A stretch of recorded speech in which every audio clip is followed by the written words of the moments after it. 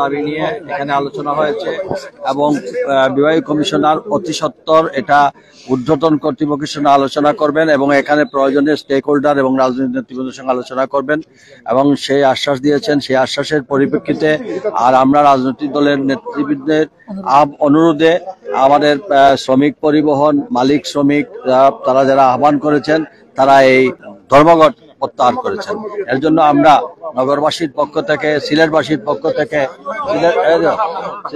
পক্ষ থেকে আমরা পরিবহন শ্রমিক মালিক তথা এই সংশ্লিষ্ট সকলকে আমি সকল রাজনৈতিক দলের নেতৃবৃন্দের পক্ষ থেকে এবং সিলেটের আপামর জনগণের পক্ষ থেকে তাদেরকে ধন্যবাদ এবং প্রশাসনকে তড়িৎ গতিতে তারা সিদ্ধান্ত নেওয়ার জন্য প্রশাসনকেও ধন্যবাদ।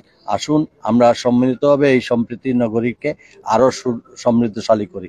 ধন্যবাদ। আর আমি আবারও পরিবহন শ্রমিকদের তাদের যে মালিক শ্রমিকরা যে মানে সময় উপযোগী তারা যেভাবে যে বিষয়টা ত্বরিত সিদ্ধান্ত নিয়েছেন, জনগণ আপনাদের জন্য দোয়া করবে। আমরা সব বিষয়ে সবাই মিলে আলোচনা করেছি।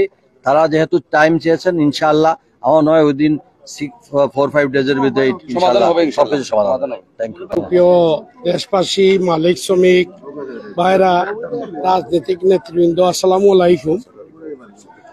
আমরা আজকে রাজনৈতিক নেতৃবৃন্দ সহ পরিবহন মালিক শ্রমিক মিলে প্রশাসন থেকে যে আশ্বস্ত পেয়েছি 20 বছরের যে ইকোনমি লাইফ এটা আপাতত বন্ধ থাকবে।